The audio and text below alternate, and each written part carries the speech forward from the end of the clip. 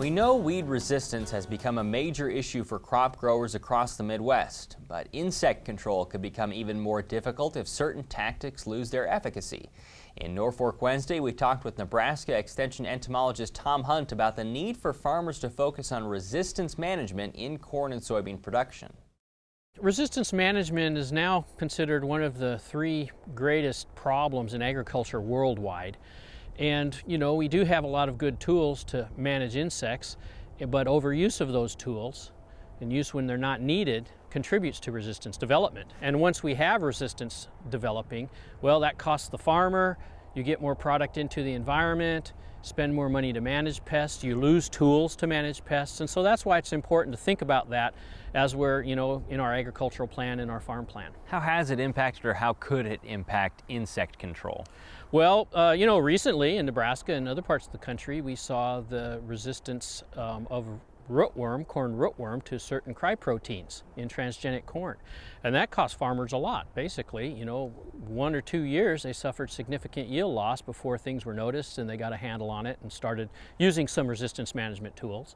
And so you have 2 years of significant economic impact to the farmer right there. And that can happen with other management tactics, conventional insecticides with other insects also.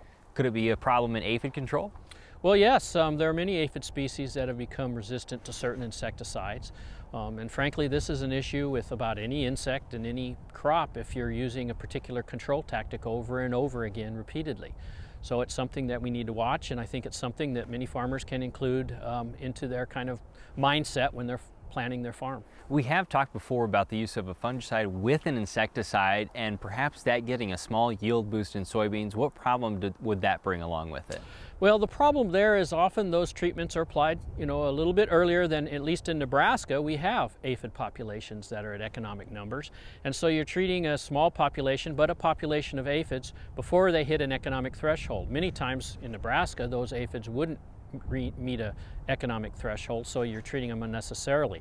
Now, if they do increase in number, which could happen, then you would probably using a similar insecticide. So there you're using the same insecticide over and over again. The other problem with that particular practice is you knock out all the natural enemies, and so you set it up for them increasing to a higher number. How much more valuable can it be just to treat when you scout and meet that threshold? There have been some studies. There was about a 7-state study done recently through the North Central Soybean Research Program that indicated you get over twice the economic benefit from over time from using IPM tactics, using thresholds and treating only when you need to, other than instead of treating on a calendar basis or every year with throwing it in just as a cleanup mechanism. So what's the message as farmers get ready for the 2016 season and the control methods that go along with it?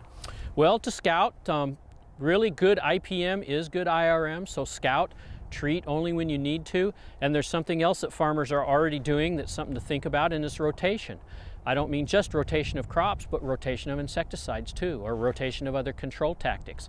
If early in the season you use one insecticide on your, say, soybean field, if you have another insect problem later in the season, try to switch to a different mode of action, a different insecticide, and that will help reduce the chance of resistance developing. How quickly can resistance develop to a specific chemical?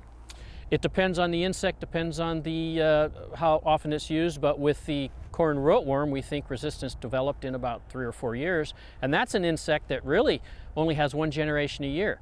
Think about soybean aphids that might have 12 generations a year. Those are the type of things we look at when we look at the rate of development of resistance. So really, it can happen quite quickly.